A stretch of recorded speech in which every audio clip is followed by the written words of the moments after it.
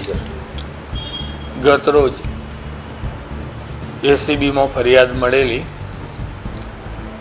Kamrej police સ્ટેશનમાં એક પ્રોહિબિશનનો ગુનો રજીસ્ટર થયેલો, જેમાં એસીબીની ફરિયાદના કામે ફરિયાદીના પતિ તેમજ જમાઈ જે પ્રોહિબિશનના ગુનાના આરોપી હોય તેઓને માર નહીં મારવાના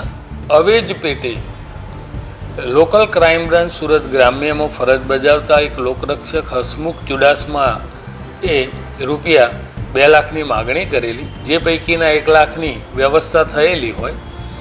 એ 1 લાખ રૂપિયા એ ફરિયાદી લઈ આવતા તેઓએ 1 લાખ રૂપિયા સ્વીકારતા પકડાઈ ગયેલ છે અને તેઓ વિરુદ્ધ ગુનો રજીસ્ટર કરી અને આગળની કાર્યવાહી હાથ ધરવામાં આવેલી છે. આરોપી છે, આ આરોપી શા માટે પૈસાની માંગણી કરી અને આ ગુનો ક્યાં રજીસ્ટર થયો હતો અને કામરેજ એલસીબીના જે લોકરક્ષક છે એ કયા આધારે પૈસા માંગે? પ્રોહિબિશનનો ગુનો રહ્યો એ એલસીબીના લોકરક્ષક છે તેઓએ શોધેલો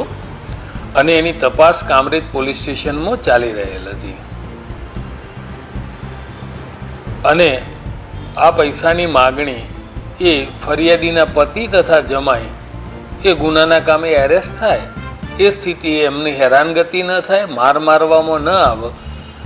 આ આવેજ પેટે એમણે આ પૈસાની માગણી કરેલ, જે સ્વીકારતા પકડાઈ અને કાયદેસર કાર્યવાહી